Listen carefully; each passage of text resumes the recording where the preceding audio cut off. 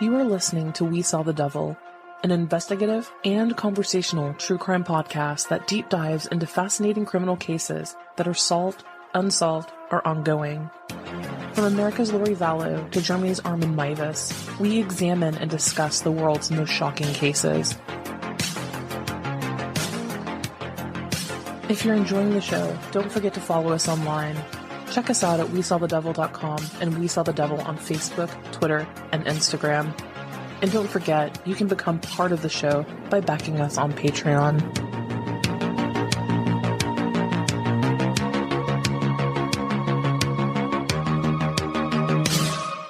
Hello everyone, you are listening to We Saw the Devil. This is Robin, and as promised, I am here with another entry in the Dark Side of Disney series, a series where I go through, analyze Disney's history, and point out all of the things that are not so happiest place in the world, amazing, or warm and fuzzy.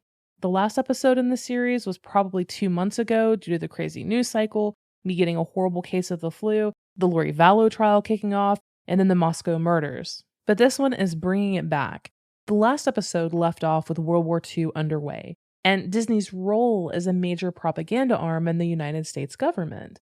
Disney created hundreds of military training and morale films, as well as a handful of full-length animated features for the public. Disney quickly became one of the most powerful tools in the United States war machine's toolbox. And it's all actually kind of ironic considering Walt Disney himself was very fearful of being labeled as a propagandist in the public's mind. He had firmly cemented himself as being this fantastical, loving, father-like character who was completely non-political. But Disney's record actually showed the exact opposite. Talking about military equipment as a whole, we're talking tanks, launchers, planes, things like that. Breaking it down by the characters, right?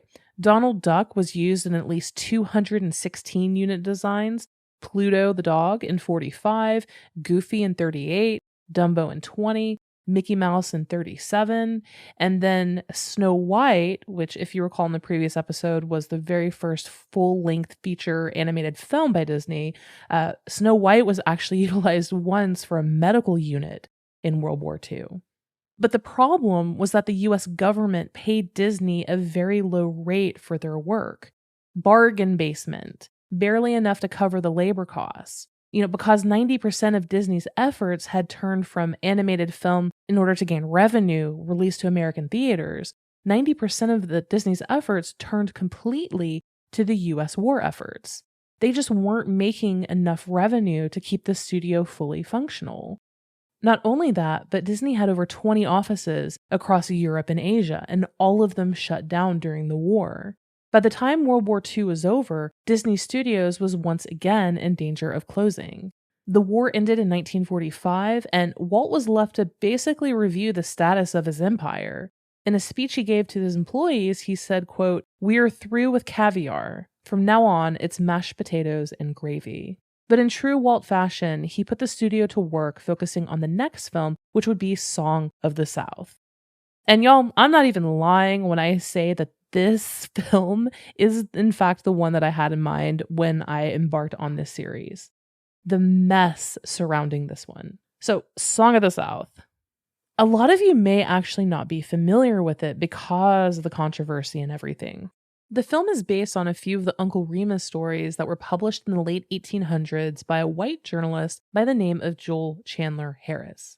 Joel had grown up in Georgia and was 17 years old at the time that slavery was abolished in 1865. He grew up, quite literally, at ground zero of Southern American slavery. As the redheaded son of an Irish immigrant, he had his own challenges with bigotry. When he was 14 years old, he quit school and went to work at a newspaper printing shop that was housed on an actual plantation. Slavery was still legal at that point and in full force, but he would spend almost all of his time off with the slaves in the slave quarters. And he wrote about how he felt a kinship and strong connection to them. He would listen to them tell their stories for hours, absorbing every detail and every emotion. Slavery was abolished just 3 years later, and Harris eventually found himself in Atlanta working as a journalist for the Atlanta Constitution. When one writer left the newspaper, a column basically opened up and he gladly assumed the role of it. He wanted to tell the stories from the slaves that he had met in his youth. His reasoning behind this was to, quote, preserve in permanent shape those curious mementos of a period that no doubt will be sadly misrepresented by historians of the future. In any case, the first story from Uncle Remus, His Songs and His Sayings, was published in the newspaper in 1880. The story was written in the voice of Uncle Remus, a freed slave who was passing down stories and folklore that were framed in the context and setting of the southern plantation. And it was told in kind of a Brer Rabbit type of style. The first story immediately became a bestseller, garnered international attention, and put Harris entirely on the map. President Theodore Roosevelt was even a fan, later inviting Harris to the White House. And Roosevelt was also directly quoted as saying, quote, presidents come and presidents may go, but Uncle Remus stays put. Georgia has done a great many things for the Union, but she has never done anything more than when she gave Mr. Joel Chandler Harris to American literature. And Walt Disney himself held the Uncle Remus stories very dear. In one 1946 interview, he said, quote, the first books I ever read were Uncle Remus stories. Ever since then, these stories have been my special favorites. I've just been waiting until I could develop the proper medium to bring them to the screen. And so he did. The original official summary of Song of the South by Disney went as follows, quote, Song of the South is set in Georgia post-Civil War Reconstruction era. As the story opens, young Johnny joins his mother, Miss Sally, on an extended visit to his grandmother's plantation. While there, the lonely boy tries to run away to join his journalist father, but is waylaid and befriended by this wise old storyteller and former slave, Uncle Remus. With his colorful tales of Brer Rabbit, Brer Fox, and Brer Bear, Remus ignites a passion in Johnny's imagination, creating a laughing place that helps Johnny cope with the stresses of home life. Johnny's bond with Uncle Remus soon threatens Miss Sally's authority, as she feels the fables have inspired her son to rebel against her rules and wishes. After a series of conflicts arise, in which Johnny imitates the wits of Brer Rabbit, Uncle Remus is forbidden to tell Johnny any more stories. Feeling useless without his storytelling, Remus sadly decides to leave the only home he has ever known. When the boy cuts across a bullpen to stop his best friend from leaving the plantation, he is gravely injured. Only when Uncle Remus comes back home, Johnny's father in tow, can the storyteller's gift revive the child, as the reunited family finds their own laughing place together. I mean, it sounds pretty cutesy, right? Well, the NAACP at the time provided the following criticism of the film. Quote, the National Association for the Advancement of Colored People recognizes in Song of the South remarkable artistic merit in the music and in combination of living actors and the cartoon technique. It regrets, however, that in an effort neither to offend audiences in the North or South, the production helps to perpetuate a dangerously glorified picture of slavery. Making use of the beautiful Uncle Remus folklore, Song of the South unfortunately gives the impression of an idyllic master-slave relationship, which is distortion of the facts. And the thing is, Disney knew exactly what it was walking into with making this movie. Back before its release, when it was just a concept, Disney studio publicist Vern Caldwell actually wrote to Song of the South producer Perce Pierce to say, quote, the Negro situation is a dangerous one. Between the Negro haters and the Negro lovers, there are many chances to run afoul of situations that could run the gamut all the way from nasty to the controversial. And similarly, Northern and Western audiences in particular were pretty freaking appalled once it was released in theaters. I mean, think about it. The lead actor in the movie, James Baskett, who plays Uncle Remus, wouldn't have even been allowed inside the Atlanta, Georgia theater at the film's premiere due to segregation, even though he did go on to win the 1948 Oscar for his portrayal of Remus. The film itself does kind of make light of slavery, like they were happy to be there working out in the fields. And the thing about it is that the film does happen post-Civil War, but a lot of the slaves, even though they were freed, still maintained and stayed in those roles because they had no other real options. Have you ever heard the song Zippity Doo-Dah? You know, Zippity Doo-Dah, Zippity, yeah. That comes from Song of the South. You know, we're certainly happy working, right? I mean, it's actually pretty freaking appalling. And as time has gone on, the criticism of Song of the South has been immense, to say the least. Some other pieces of fallout include the overhaul of the ride Splash Mountain. Have you guys been to Disney World? Were you aware that Splash Mountain debuted in 1989 and was based on Song of the South? Well, apparently people got fed up because back in 2021, just 2 years ago, Disney announced that they would be overhauling the ride and changing it to Princess and the Frog. And then in the mid 1980s, Disney began to re release most of its animated titles based just on the nostalgia, right? Song of the South actually did, in fact, return to theaters. And when it did, it made more than $17 million, particularly in the South, which also caused a national uproar. Bob Iger, Disney's CEO, responded to an audience question at a stakeholder meeting about whether the full Disney library would one day appear on the streaming service. And they asked him to affirm that this particular movie would not be released. And he replied, no, quote, "It is not appropriate in today's world and it won't be released." And to this day, it's the only film that Disney has come out vehemently against and said, no, absolutely not. This will never, ever see the light of day. And don't forget, now, if you were to get on Disney's streaming platform and look at Dumbo, there is now like a trigger warning disclaimer before Dumbo. But back to 1946. So the war was over. Disney quickly found the studio super far in the red, the negative. So Walt went to talk to his friends at Bank of America. And Bank of America chairman and founder Amedeo Gianni was perhaps the earliest and largest Disney investor. He alone convinced the entire board to reinvest. He said, quote, "I've been watching the Disney pictures quite closely because I knew we were lending them money far above the financial risk.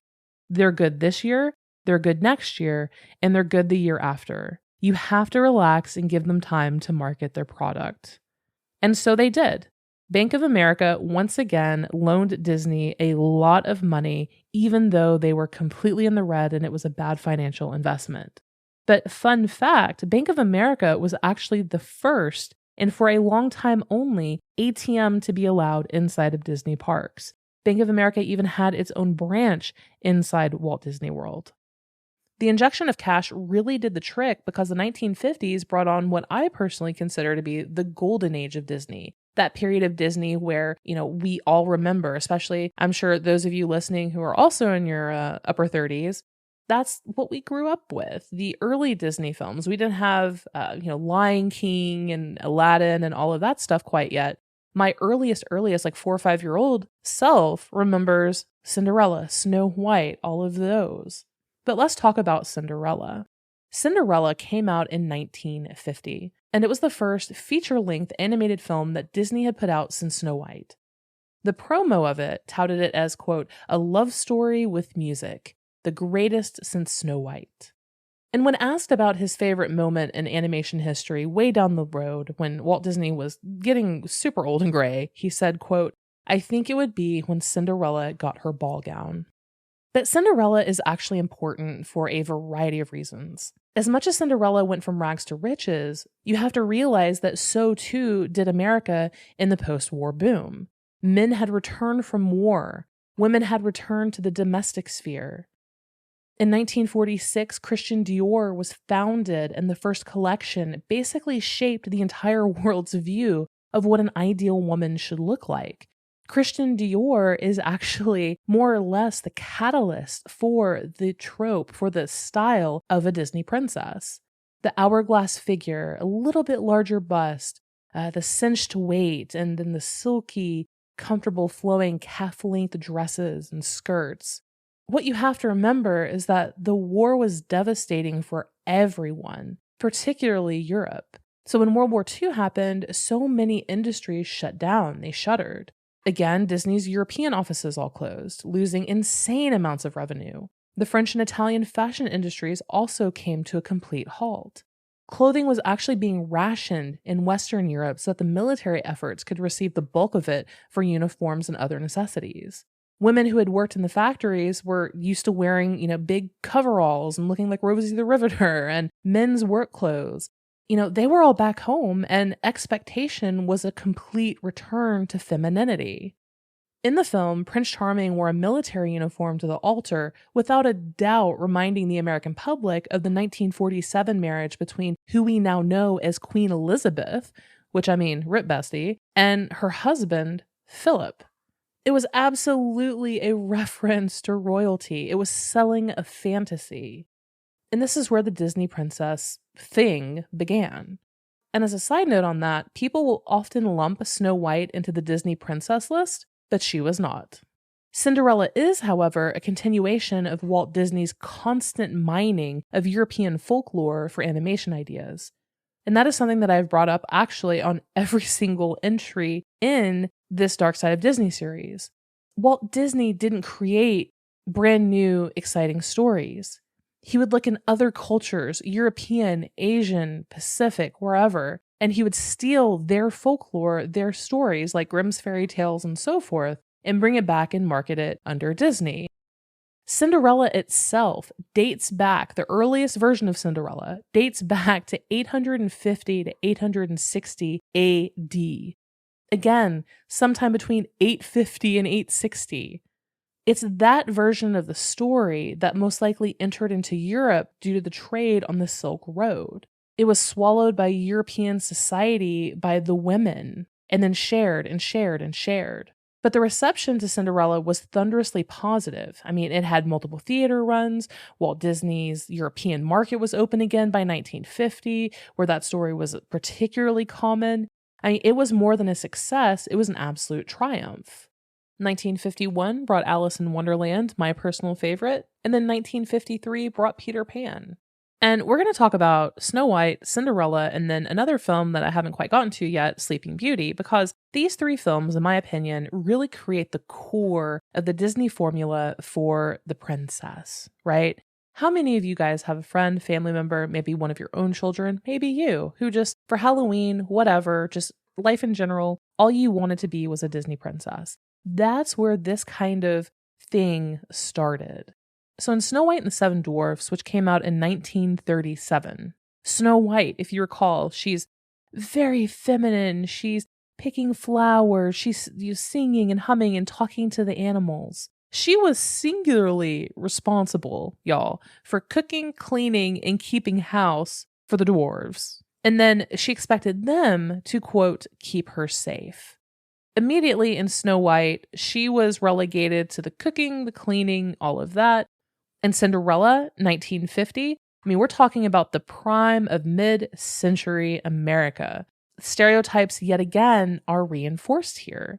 She's assigned to keep the house tidy, do all of the chores. She's kind. She is gentle. She doesn't talk back when she's put down by her stepmother. She's also super gentle with animals, and she's always looking for the good in everyone, and she's not vocal when she shouldn't be.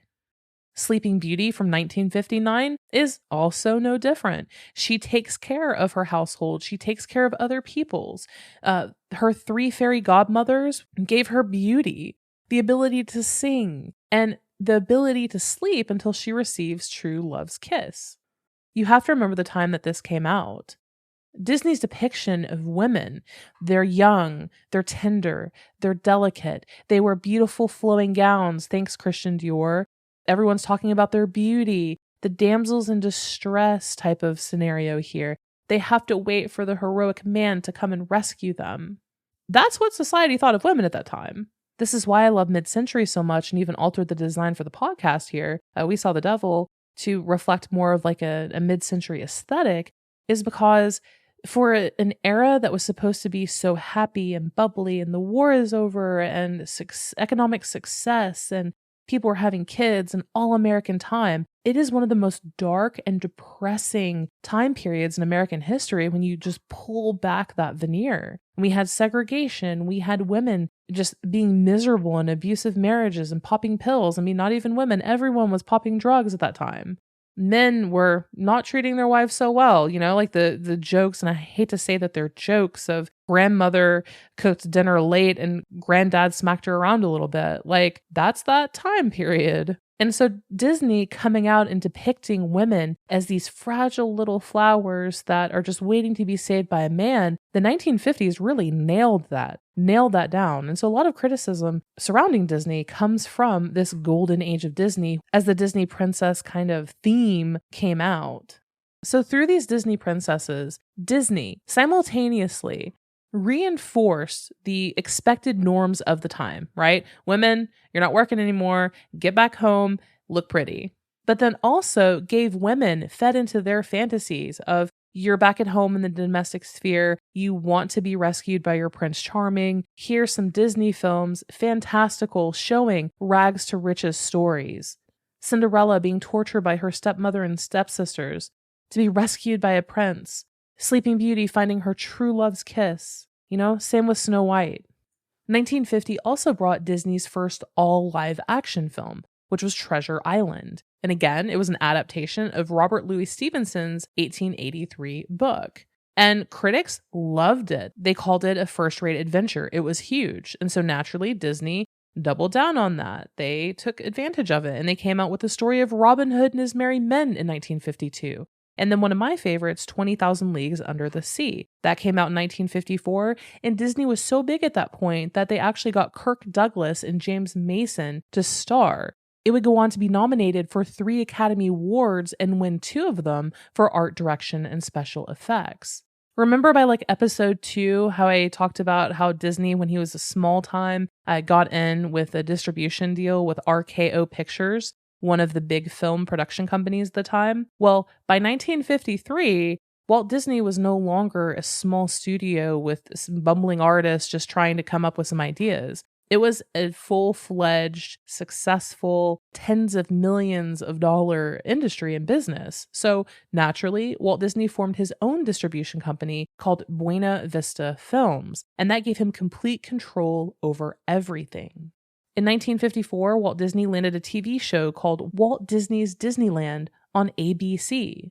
What was the purpose of this show, you might ask? Well, obviously, it's to promote the newest theme park still there in Anaheim, California, called Disneyland. On July 17th of 1955, Disneyland officially opened, and there was an actual live news broadcast on television hosted by Robert Cummings, Art Linkletter, and Ronald Reagan. By the end of 1955, more than 1.2 million people had visited Disneyland. It immediately became the go-to spot, a piece of Americana, the mid-century, hey, let's get in the family station wagon and go to Disneyland. Disneyland literally was the middle-class American dream. Also in 1955, the Mickey Mouse Club came out with its first round of Mouseketeers. Remember Bobby and Lonnie and Annette and Darlene? The Mickey Mouse Club went all the way through my childhood with new Mouseketeers. And don't forget, we have, Justin Timberlake and Britney and Christina and whoever played Carrie Russell. All of these people got their start, early starts at least, on Mickey Mouse Club. Then there was a series of television shows like Zorro, Davy Crockett, and others. Lady and the Tramp also came out in 1955. Fairly lukewarm, but people still liked it. Sleeping Beauty came out in 1959. What's also so interesting to me is that we also have the beginnings of the paranoia over communism, right? Disney itself was partially responsible, and this has been confirmed on record, for basically creating the social expectations for children. Have you noticed that in the 50s, especially, whether it's live action, television, movies, whatever, everything has its place. Everything is well coiffed. It's well designed. It's put together. There's a place. Men are masculine and heroic. Women are dainty and quiet and love animals and are mothers and caretakers and cooks and cleaners. Disney was known for giving parents a product, entertainment, that they would feel safe about letting their child watch it.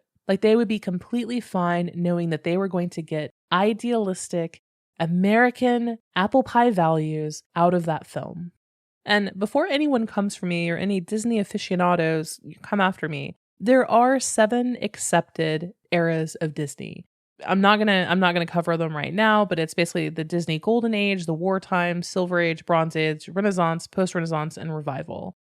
It's the Golden Age starting in 1937 all the way to the Revival, which is where we are now. I ignore all of that. I believe that what we believe as a Golden Age, which is supposedly the best age, right, would fall 1950s, late 40s through the entirety of the 1950s. But we are going to stop here today, and the next episode is actually going to cover from 1960 to 1990.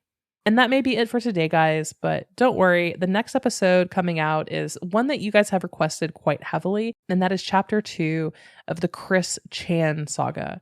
I put episode 1 out there in the ether, and I had no idea that so many people would be just totally interested in that. It is a shit show of epic proportions, I will give you that. And finally, again, coming part 2 of the Chris Chan series. Thank you again for listening, guys. Again, you can check us out on Instagram under We Saw the Devil Podcast, Twitter at We Saw the Devil, and Facebook at We Saw the Devil as well. Until next crime.